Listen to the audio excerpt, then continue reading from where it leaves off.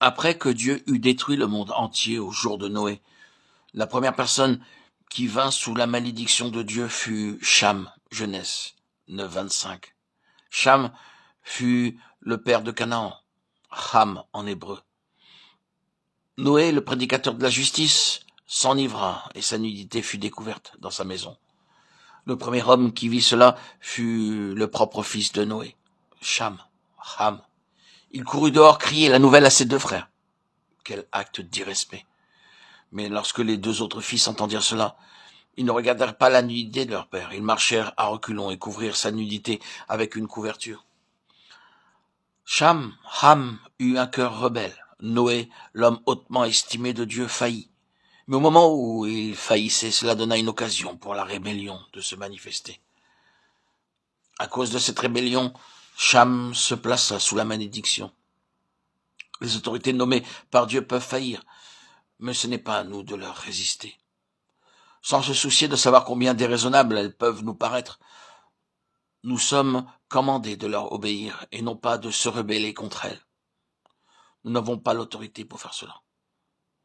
Voici un exemple tiré de la vie de David. La délicatesse et l'humilité de David apparaissent lorsque Saül tombe entre ses mains.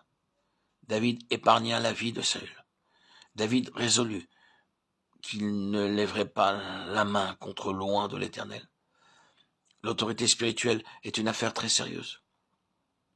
Le livre des Éphésiens est spécialement significatif pour le croyant, parce qu'il révèle tout ce qu'il possède en Christ. La conduite temporelle de l'Église dans les choses mondaines est incluse dans l'enseignement central des Éphésiens. C'est le seul moyen de goûter la plénitude de Dieu. Paul dit, serviteurs, obéissez à vos maîtres selon la chair, avec crainte et tremblement, dans la simplicité de votre cœur comme à Christ. Éphésiens 6, 5.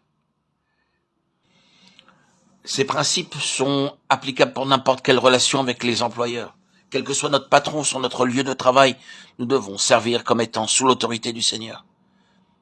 Il peut être le diable incarné, mais cela ne nous donne pas le droit de l'insulter ou de parler derrière son dos.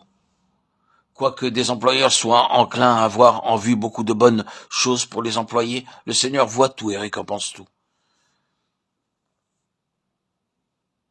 Mais nous, en tant que croyants, nous servirons non pour faire plaisir aux hommes, mais pour plaire au Seigneur. Non seulement sur le lieu de travail, mais aussi à l'extérieur. Romains 13, 7. Il faut rendre le droit et le devoir à qui cela est dû.